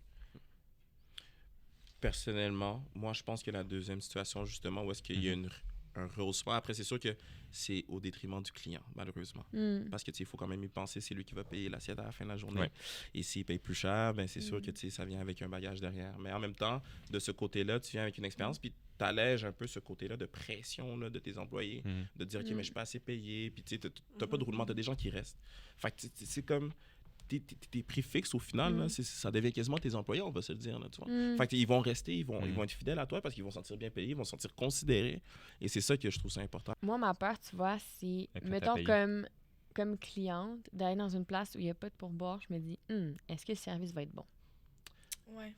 Moi, c'est ma peur. Ben, c'est ça, parce que... Mon réflexe, ce serait ça de me dire, là, j'ai une serveuse ou un serveur qui est devant moi, puis il n'y a pas la pression ou il n'y a pas le devoir X, si on veut dire, de m'offrir un bon service. Parce qu'au final, je vais payer mon bill à la fin de la soirée, puis lui, sa paye est faite. Je pense que ça peut être une formule qui fonctionne si tu as des serveurs de qualité, puis que l'employeur s'assure d'avoir une belle brigade de sommellerie, une belle brigade en service, une belle brigade en arrière, puis ça peut même pas avoir aucun effet. Mais j'ai comme l'impression que ce sera peut-être pas la majorité des restaurateurs qui vont le voir comme ça, C'est ça. puis qui, justement, vont aller peut-être chercher des employés un peu plus sous-qualifiés pour pouvoir payer peut-être un peu moins ses employés, encore une fois, puis ça en mettre peut-être un peu plus dans la poche, parce qu'on parle qu'on est juste à 5% de profit, est-ce qu'il va en faire un peu plus? Il veut-tu, tu sais, on dirait que je trouve que ça devient un peu touchy, parce que là, ça devient le revenu de l'employeur et non le revenu des employés. Ouais. Ah, absolument. Parce que le pourboire revient directement aux employés, puis c'est nous qui décident comment ce revenu-là est distribué dans l'équipe, alors que là, c'est l'employé qui décide comment il distribue. Fait que ça, on dirait que je suis comme... ça me chicote. Toi, Élie, as-tu déjà été dans des situations où tu n'étais pas trop d'accord avec le pourcentage de pourboire que tu recevais en cuisine? Ben, je trouve que si on augmenterait un petit peu les salaires des cuisiniers sans toucher à rien d'autre, ça serait juste déjà plus facile. Parce que, tu sais, admettons, si on enlève les pourboires, ben là, tu sais, il faut qu'on charge la nourriture plus cher. Les gens, déjà, c'est trop cher pour eux, ils veulent plus payer. Fait que, tu sais, je pense que ça marchera comme plus à un moment donné, là. Mais je pense que, tu sais, c'est juste gratter un petit peu pour donner un peu plus aux cuisiniers. C'est sûr que c'est plate, là. C'est plate à dire, mais c'est aussi un métier de passion. Tu sais, on le sait. C'est ça. Tu le sais que tu vas jamais être riche à cuisiner. C'est ça. Pas en même temps, non plus, en même temps, il y a plein d'autres corps de métiers que c'est des métiers de passion, puis les gens payent. Genre, comme, mais on n'est pas je veux dire, tu peux être passionné par la plomberie, mais moi, si je fais venir un plombier chez nous, je le paye, tu sais. Exactement. Je sais pas, mais genre, je vais le payer juste prix, puis lui, il doit être capable de vivre décemment du métier qu'il fait, tu sais. Pourquoi les gens de la restauration peuvent pas réclamer la même chose? Puis, je pense que les gens ont peut-être la prétention un peu de dire je suis capable de faire ça. Moi, la plomberie, là, jamais moi de touche à ça. Fait que mon plombier, 120$ de l'heure, ça fait un grand plaisir. Il y avait un article intéressant dans la presse là, il y a quelques semaines, puis ça s'appelait Je ne comprends pas le débat sur le pourboire. Puis en fait, une des thèses du journaliste, c'était personne ne nous oblige à manger au restaurant, à prendre un Uber, à passer une soirée dans un bar. Tout ça est purement volontaire. Tout ça est, comment dire, du luxe. Là, j'ai cité tout à fait. Donc, puis c'est encore plus vrai quand on va dans des on parle avec le Chevalier des restos nappes blanches, là, on va dire ça comme ça, mais il y a personne qui vous oblige à manger ça, mais puis après ça, mais tu sais, chialez pas sur le prix, c'est ça que ça vaut, là. C'est ça. Mais je veux dire, tu payes pour le décor, tu payes pour tout autour de toi, là. Tu payes pour l'assiette, oui, tu peux manger chez vous, mais t'auras jamais la même expérience. C'est l'expérience, oui. Exact. On a longtemps été banalisé un peu les restaurateurs puis tout le monde de la restauration en mode je peux faire ça chez moi. C'est comme on se paye la traite, on va au resto, mais tu sais, si ça serait vu comme tous les autres métiers égal, tu sais, ça serait les salaires seraient plus égaux, les gens seraient prêts à payer plus cher. Mais après, si on est dans ces mentalités-là, moi, je me dis quand même, la restauration, ça aide à avoir un patrimoine culturel. Oh my God, tellement. Je suis d'accord. Je crée un restaurant. Exemple, je mets de l'avant ma culture, je mets de l'avant... je mets de l'avant plusieurs personnes qui sont avec moi aussi. C'est ça que tu veux faire, toi, d'ailleurs, dans ton futur. Dans mon futur, j'aimerais vraiment mettre de l'avant ma culture et de voir, en fait, comment je vais marier ma pluralité québécoise et africaine ensemble. Et puis, tu sais, l'amener vers un second niveau, puis la vendre aux gens, tu sais, l'amener à ce que les gens la connaissent, tu vois, la faire apprendre, tu sais. Fait tu sais, je me dis, oui, peut-être que le plombier, au final, tu as besoin que tes tuyaux chez toi fonctionnent, mais aussi, de notre côté, le restaurant fait en sorte que ça fait vivre des familles, ça fait vivre des gens autour de vous, mais ça fait connaître votre culture, ce que vous avez connu toute votre vie. Exemple, des chefs qui vont reproduire les recettes de vos grands-mères, mais quand tu viens au restaurant, tu as cet aspect émotionnel-là qui arrive en toi, ça n'a aucun prix, là. Pour moi, ça n'a aucun prix, ce côté-là. Fait tu sais, dire que la restauration, c'est c'est un luxe, certes, c'est un luxe, mais en même temps, d'un côté, tu apportes un peu cette richesse culturelle-là sur table, tu sais. Définitivement. C'est important. Donc, au final, une des grandes questions qu'on pourrait continuer de se poser, c'est est-ce qu'on abolit le pourboire? À mon avis, personnellement, je trouve que c'est pas quelque chose qu'on a besoin d'abolir. Non. Je pense que le pourboire, ça se mérite. Il y a comme tu disais tantôt, Gabriel, il y a une forme de pression qui arrive aussi à la place du serveur ou du cuisinier qui va servir, à apporter une expérience au client. Nous, on va créer le côté artistique, on va créer genre sur le plat, on va avoir quelque chose de magnifique. Mais des fois, les cuisiniers, on n'a pas le côté touchy très impersonnel. Donc, de savoir qu'il y a quelqu'un qui s'occupe de ça, il mérite sa rémunération. Non, moi, je suis d'accord avec ça. C'est pas en fait deux métiers complètement différents. Si vous méritez votre pourboire, là, si on voudrait faire du pourboire, les cuisiniers, ben, on ira en salle. Ouais. On veut pas. Parce qu'on aime pas ça. Ça me tente pas. On veut pas y aller. Il y avait, tantôt, on a posé un peu la même question à Chevary, puis il disait on a le réflexe des fois de se tourner vers l'État, vers le gouvernement pour trouver une solution globale. Puis l'élément de réponse de Chevary était moi, je pense pas que c'est la solution. Je pense qu'en réalité, si chaque établissement, si chaque restaurateur, si chaque équipe, chaque brigade arrivait à s'entendre d'elle-même pour trouver une formule qui leur convient dans leur restaurant, c'est vers là qu'on devrait aller. Moi, je suis d'accord, mais j'émets un bémol. La seule chose, en fait, je pense que je veux dire, on vient pas d'inventer la roue. Là. Tout le monde a déjà pensé faire ça, mais ce qu'il faut comprendre, c'est que les pourboires, selon la loi, appartiennent aux serveurs. Fait qu'il suffit, par exemple, sur une brigade de 5, 6, 7 serveurs, qu'il y en ait un ou deux qui ne soient pas d'accord avec une discussion de partage plus équitable des pourboires avec la cuisine pour que les choses n'avancent pas, tu sais. C'est ça la réalité. Oui, effectivement. Parce qu'on pourrait trouver une solution tout le monde ensemble, mais moi, si demain matin, je décide que j'ai plus le goût d'embarquer là-dedans, même si vous êtes partant, à la fin, c'est pas vous qui signez, tu sais, c'est nous. C'est vrai.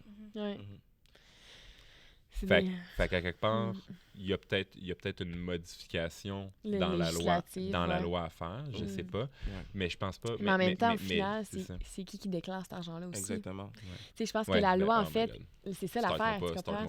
L'affaire, c'est que la loi est là parce qu'elle, elle voit de l'argent, puis elle se dit, OK, il faut que quelqu'un soit responsable de cet argent-là parce que moi, je vais en avoir une partie à la fin de l'année. C'est ça aussi qui se passe. Fait que moi, ça me dérange pas de la partager l'argent parce que maintenant, vu quand on signe, je sais que moi, je déclare plus. Maintenant, comment ça fonctionne, c'est que tu déclares plus un pourcentage des ventes que tu as fait dans ta soirée, mais de ce que tu as reçu comme pourboire. Fait que ça fait du sens. Ça fait bien plus de sens parce que je suis imposée à la juste valeur que je reçois. Puis ça crée vraiment moins de frustration en service quand t'es comme je déclare ça, mais je pas ça que je fais. Parce que ça peut devenir frustrant aussi au final pour une serveuse qui est comme je me fais plus imposer que ce que je devrais. Puis là, on embarque dans un autre débat. Mais on n'ira pas là. Mais c'est ça. Ouais, je sais pas si ça fait du sens. J'ai dit beaucoup de... Absolument. Mais c'est intéressant, je pense qu'on a quand même bien abordé l'opinion des gens en restauration. Fait qu'il faut comprendre que oui, l'opinion des clients sur on est tanné de se faire donner une machine, puis là maintenant il y a des emojis là, je pense que tous les chroniqueurs du Journal de Montréal ont écrit sur le fait qu'il y a des emojis maintenant, puis mais moi je viens genre bonhomme triste à 15%, non, moi ça me met là. J'ai envie de partout. Non, mais je sais. Faut Subway. Mais moi là, non mais dernière fois que je vais au Subway, là, c'était 20, 22, 25. Ouais, mais je suis comme 25$ pour mon sandwich. Puis déjà là, ça a augmenté. Que je t'ai dit quoi mettre dedans. C'est fou, hein? Puis il n'y a même pas de salaire pour boire là-dedans. Là, non! Puis lui, il est payé salaire minimum, peut-être 1, 2, 3 piastres de plus pour un critique. Ça, c'est fou. On s'entend, là. Ça aide pas au fait que... ça, là. Partout où tu vas, c'est énormément de mettre du type. Mais là, quand tu vas au resto, c'est comme rendu banalisé un peu. Ouais, c'est ça. On demande partout. C'est ça, je suis d'accord. Ça marche plus, on est écœurés dans les types. Je pense vraiment à partir du moment que tu reçois de l'attention de la part de quelqu'un pour pouvoir avoir un moment, ça mérite une compensation. C'est quelqu'un qui arrive et qui veut prendre soin de toi, en fait, et de ton expérience dans l'entièreté. Mais c'est sûr que cette personne-là doit être contente. Je suis d'accord. La personne qui va juste déposer un cabaret sur la table, puis OK, je laisse de la place pour de la crème. Ouais, c'est ça. Écoute, je vais pas te donner 25$ de pourboire pour ça. Moi-même, je peux le faire, tu comprends? Mais quelqu'un qui va être là, qui va me conseiller un vin pour matcher avec mes trucs, puis s'assurer de mon bien-être. Dans l'entièreté de mon expérience en restaurant, mais avec plaisir, je vais donner mon pourboire. En conclusion, si vous aviez, si on résumait cette discussion qui était fort intéressante, on s'est perdu un peu vers la fin, mais c'est parce que c'était tellement intéressant, puis on aurait continué là-dedans longtemps. Mais on va vous réinviter. Non, c'est ça. À notre club de lecture. Mais si vous aviez, là, on reste sur la question des pourboires, si vous aviez à émettre un souhait pour terminer. Un souhait. Qu'est-ce que vous recherchez plus tard dans votre carrière, une fois que vous allez avoir terminé d'ici, une fois que votre stage va être fait, on va avoir fait le banquet final ici, on est sur le marché du travail. Dans quel type de restaurant vous avez le goût d'être par rapport à ça? Ben, si je pars de ce principe-là, c'est sûr que pour moi, l'apprentissage n'est pas terminé, même après l'école. Fait que c'est sûr que dans les 5 prochaines années, pour moi, personnellement, je risque de beaucoup continuer à apprendre à travers de certaines maisons de haute voltige et tout, parce que je trouve que c'est... J'ai un des profs ici à l'ITHQ qui m'avait dit un jour, j'aimais bien ce qu'il disait, c'était un peu intense, mais j'aimais bien le concept, c'est apprendre sous l'argent des autres. Je comprends. C'est intéressant, tu sais. Je vois la mentalité. Après, tu sais, je veux vraiment pas qu'on tombe dans des contextes d'exploitation, quoi que ce soit, tu sais. Mais, tu sais, c'est comme, c'est sûr que moi, exemple, avoir l'équipement de gastronomie, chez moi, à la maison, oublie le projet, là. Je suis pas prêt à payer des coupes de mille, mais tu sais... nous non plus, on n'ira pas se creuser notre cave demain matin dans notre 4,5 au 2e étage dans Rosemont. On se comprend. Mais tu sais, j'espère juste qu'il y a un minimum, les gens soient juste plus conscients de notre position en cuisine et qu'on ait juste plus de rémunération à ce niveau-là. Tu sais, surtout dans ces niveaux de haute voltige, de gastronomie. Les gens, ils nous considèrent moins au niveau monétaire parce qu'ils se disent, ben, c'est sur le CV, ça va être intéressant. C'est ça un peu notre monnaie d'échange. Mais j'espère juste dans le futur être pris plus en considération puis me dire, OK, mais il a fait une formation plus poussée, il a fait quelque chose de plus... Il y a une expertise. Exact, il y a une expertise. Fait que je rémunérerai en fonction de ça. Juste que ça soit fair, tu sais, paye-nous nos heures. Ça, c'est, tu sais, si tu payes mes heures, là, ça ne me dérange pas que je fasse pas 30 balles de l'heure. Ouais, c'est ça. Mais paye-nous nos heures, on se fait bien traiter, tu sais, un salaire qui est correct selon ce qu'on fait, tu sais, on apprend aussi, fait que c'est gratifiant pour nous toujours, mais... Toi, Gabi? Moi, j'espère juste que ce débat-là, un peu de pourboire, ait un peu moins d'impact sur la qualité des relations entre les serveurs et les cuisiniers. C'est bon aussi. Parce qu'il y a une grosse partie de l'enjeu qui nous appartient pas. Genre, c'est pas nous qui avons le gros bout du bâton. Fait que je trouve ça plate que ce soit nous qui subissent les conséquences là-dedans, alors que c'est un travail d'équipe. Puis que, tu sais, je pense qu'on le voit, là, on est capable de communiquer. On jase, puis on s'aime full en plus. On va prendre des bières ensemble, on s'apprécie énormément. Fait que c'est comme... je sais pas. Ouais, je pense que c'est ça mon souhait. C'est qu'il y ait moins de... Ouais, est-ce qu'on sent qu'il y a comme un froid, là, des fois, c'est ça. Puis c'est pas nécessaire, ça n'a pas rapport. Non, c'est vrai, ça. C'est ça que je veux, moi. Ben, tu sais, après juste la paix. Pas de chicane. Des fois, il y a même une question, tu sais, j'ai déjà été dans des expériences que des fois, c'est une question de posture, tu sais. Des fois, nous autres, en cuisine, derrière, tu sais, limite, je veux dire, on pue, on est sale, tu sais. On est là, puis on sue, puis on est comme un tanné, genre. Des fois aussi en avant. Tu sais, c'est comme là, après, ben, là, tu vois le service, tout propre, tout clean, puis là, ils sont comme avec un super beau parler, puis c'est comme... C'était là en arrière, ben là, tabarnak. Ah ouais, la côte de bœuf, mon... C'est sûr qu'il y a le clash des fois de personnalité, fait en sorte que ça profite qu'on veut des cuisines ouvertes. Exact. Tu brilles ça dessus de mon homme. Tout le monde reste tête droit, le client rigide. Ouvrir la cuisine. T'es sûr? T'es sûr, c'est ça. Absolument. Non, c'est ça. Yeah. Toi, Jason, ton saut de la fin. Je sais pas, je pense qu'à chaque fois qu'on lève un coin du tapis, on découvre quelque chose de nouveau dans ce débat-là. Parce que j'ai l'impression que si on y va dans une solution mur à mur, on dit au gouvernement qui intervient. Je pense pas qu'il va trancher nécessairement. C'est peut-être moi qui est très cynique. Je pense pas qu'il va trancher nécessairement en faveur des employés. Je pense pas. Je pense que son électorat, c'est les consommateurs. Puis c'est les consommateurs qui se plaignent du pourboire. Mais je pense que le consommateur doit comprendre qu'aller au restaurant, c'est un certain luxe. Tout le monde peut cuisiner à la maison, puis j'encourage tout le monde à cuisiner à la maison, ce que j'essaie de faire, mais je suis comme... aller dans un restaurant... Il fait des excellents œufs à coque. On va donner des instructions avec top. Mais je pense d'aller au restaurant, quelque part, faut s'enlever de la tête que c'est une banalité. On va là parce qu'on veut vivre quelque chose, parce qu'on n'est pas prête à le faire nous-mêmes, puis on veut se laisser transporter dans le moment qu'on va être là. Donc, on est prêt à payer quelque chose. Est-ce que ça doit être nécessairement sous ce qu'on va appeler l'étiquette d'un pourboire? Est-ce que ça doit être inclus dans le prix, en réalité, la valeur de notre expérience? Je sais pas, mais après ça, du moins, moi, j'aimais le plus grand souhait, comme vous, qu'il y ait une équité dans la rémunération, puis qu'il y ait une justice aussi par rapport aux heures. Vous en avez parlé, puis je vous comprends tellement. Mais je suis là-dedans. Je pense que tant qu'il y a une cohésion, puis on marche tous dans le même sens, puis en même temps, tant qu'on ne se fait pas non plus imposer quelque chose de mur à mur où on se dit ben ça va être ça va être le modèle pour tout le monde. Je pense pas que c'est ça qui fonctionne. Je pense que chaque restaurant a sa personnalité. Chaque restaurant a sa vision, puis les employés participent à la vision puis à la réussite du restaurant. Fait que je pense qu'il y a des petits changements législatifs à faire pour permettre une flexibilité dans les restaurants, mais après ça... On verra, ouais. Hey, c'est magnifique, ça. C'est beau, hein? Merci. C'est nice. Merci à vous. C'était vraiment cool de vous avoir avec nous. Puis on est vraiment contents de vous avoir eu pour un autre épisode un peu particulier. Premier épisode filmé de S'éveiller en cavale. On n'avait pas de budget pour les feux d'artifice. Non, on s'excuse. Prochaine fois. Les confitis sur des livres. Merci tout le monde. Merci d'avoir été avec nous à S'éveiller en cavale et notre club de lecture. Yes, voilà. La bibliothèque. Ah oui.